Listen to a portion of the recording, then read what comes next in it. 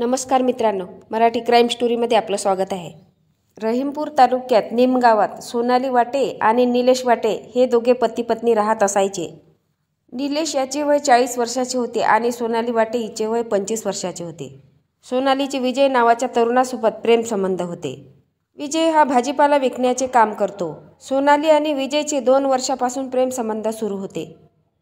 सोनाली कोणालाही न घाबरता रात्री बेरात्री आपला प्रियकर विजय याला घरी भेटायला बोलवायची। त्यामुळे शेजारा पाजारांना सोनालीचे आणि विजयचे अनैतिक संबंध आहे याबद्दल माहीत झाले होते आणि ही बातमी काही दिवसाने सोनालीच्या पतीच्या निलेशच्या कानावर सुद्धा गेली। त्यामुळे तो पत्नीशी रोज भांडायचा। अनेक वेळा तो तिला मारझोडही करत असे। पोलिसांनी शेजाऱ्यांना विचारपूस केली तेव्हा त्यांनी सांगितले की सोनालीचा नवरा कामावर गेला की प्रियकर विजय हा नेहमी सोनालीला भेटायला येत असे। दोघांचे अनैतिक संबंध आहेत। ती अनेक वेळा प्रियकर विजयसोबत बाहेर फिरायला जायची। अजय हा खूपच साधा सरळ आणि भोळा होता। त्यामुळे याचाच फायदा सोनालीने घेतला होता। पती बाहेर कामावर गेला की भर दिवसात ती प्रियकर विजयला घरी बोलवायची आणि त्यांचे शारीरिक संबंध व्हायचे।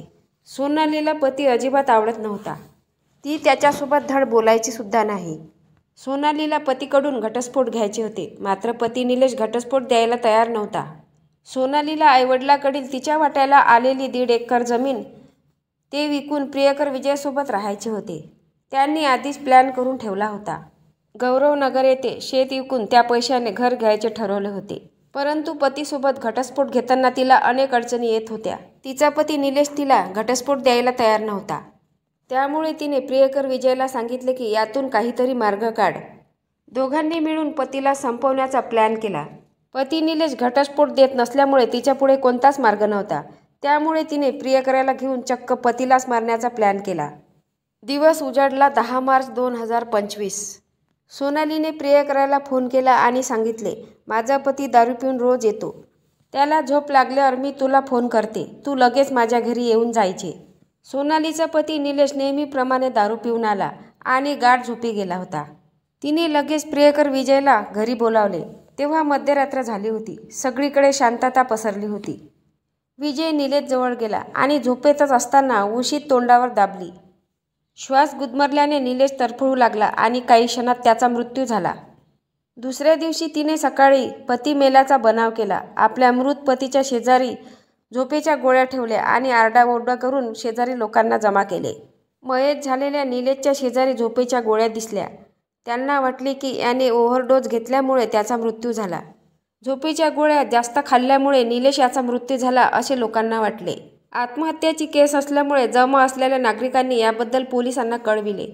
पोलीस लगेच घटनास्थळी दाखल झाले आणि मयत निलेशचा मृतदेह ताब्यात घेऊन पोस्टमॉर्टमसाठी पाठवून दिले। सगळे लोक हे समजत होते की झोपेच्या जास्त गोळ्या खाल्ल्यामुळे निलेश याचा मृत्यू झाला असेल। मयत निलेशचा लहान भाऊ मैतीला आला होता। तेव्हा शेजाऱ्यांनी त्याला सांगितले की तुझ्या वहिनीचे अनैतिक संबंध एका तरुणाशी होते। तिचा प्रियकर आणि तिने घात केला असावात असे त्याला सांगितले। तेव्हा मयत निलेशच्या भावाला संशय आला आणि त्याने लगेच पोलीस स्टेशन गाठले।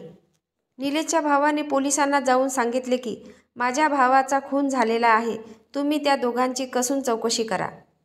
शेजाऱ्यांचा व मयत लहान भावाचा संशय खरा ठरला। काही दिवसांनी पोस्टमॉर्टम रिपोर्ट आला। रिपोर्टमध्ये स्पष्ट झाले की निलेश याचा श्वास गुदमरून जीव गेला होता। पोलिसांनी सोनालीला ताब्यात घेतले आणि तिची कसून चौकशी केली। तेव्हा तिने उडवाउडवीची उत्तरे दिली। मात्र पोलिसांनी पोलिसी खाक्या दाखवतात ती पोपटासारखी बोलू लागली। सोनालीने गुन्हा कबूल केला। पोलिसांनी सोनालीला आणि तिचा प्रियकर यांना बेड्या ठोकल्या। क्षणिक सुखासाठी विवाहबाह्य संबंध ठेवून स्वतःचा सुखी संसार सोनालीने बर्बाद केला। तुम्हाला या घटनेबद्दल काय वाटते नक्की कमेंट बॉक्समध्ये सांगा। नवीन असाल तर चॅनलला सबस्क्राईब करा, लाईक करा। भेटूया पुढल्या व्हिडिओत। जय महाराष्ट्र।